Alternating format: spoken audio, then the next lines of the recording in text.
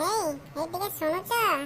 ହେଇ କଣ ହେଇ ଆଜି କଣ ଗରମ ସ୍ୱର ଏତେ ନରମ ଶୁଭା ଯାଉଛି? ମୋ କାନ ବୋଧେ ଠିକ ନାହିଁ ଆଉ। କାଇଁ ମୁଁ କଣ ତମ ସାଙ୍ଗରେ ନରମ ସ୍ୱରରେ କେବେ କଥା ହୁଏନି?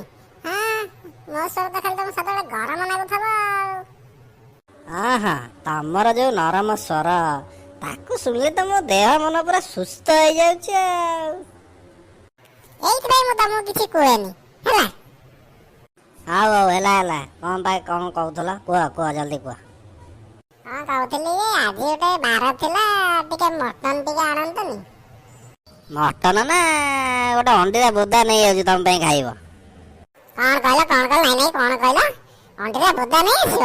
କାଇଁ ମାଇକି କୁକୁର ଗୋଟେ ନେଇ ଆସୁନ, ମୁଁ ଖାଇଦେବି। ଭୁଲ ତ ମୋର ଆଉ, ତମକୁ ବାହା ହେଇକି ମୋ ଜୀବନ ନର୍କ ହେଇଗଲାଣି। ଆଉ ମୁଁ ତ ନହେଲେ ସ୍ୱର୍ଗର ସିঁଢି ଚଢି ପଳଉଛି ଆଉ ତମକୁ ବାହାହେଇକି ଆଉ।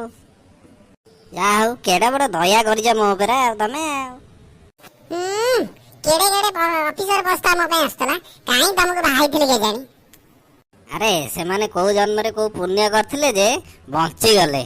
ମୁଁ ସିନା କୋଉତେ ପାପ କରିଛି ଆଉ, ସେଇଥିପାଇଁ ଏଇଠି ଫସିଗଲି ଆଉ।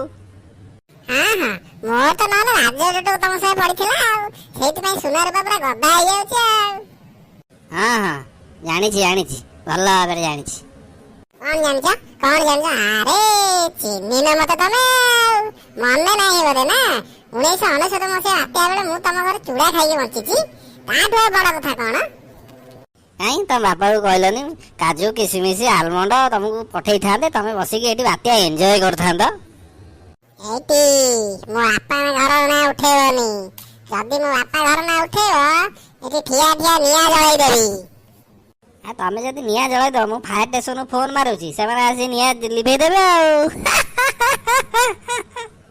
ରହିଥା ଆଜି ତମକୁ ଏମିତି ମଟର ଭାତ ଖୁଆଇବି ଯେ ତମ 14 ପୁରୁଷରେ ମଟର କଥା କେହି ଚିନ୍ତା କରିବେନି। କୁଆଡେ ଗଲା ମୋ ଝାଡୁ, କୁଆଡେ ଗଲା? ଆରେ ଇଏ ସତରେ ତ ରାଗିଗଲାଣି ଆଉ। ଆଜି ମତେ ସେ ମଟନ ଭାତ ଖୁଆଇକି ହିଁ ଛାଡିବ। ମୁଁ ଯାଉଛି ଏଠୁ ପଳାଏ ଏଠୁ। କୁଆଡେ ଯାଉଛ? ଆଜି ତମେ ପାତାଳକୁ ଗଲେ ବି ମୁଁ ତମକୁ ଧରିକି ଆଣିବି। ଆରେ ମୋ ବାପା ଘର ନାଁ ଧରିବ, ଧଉଛି ତମକୁ ଆଜି।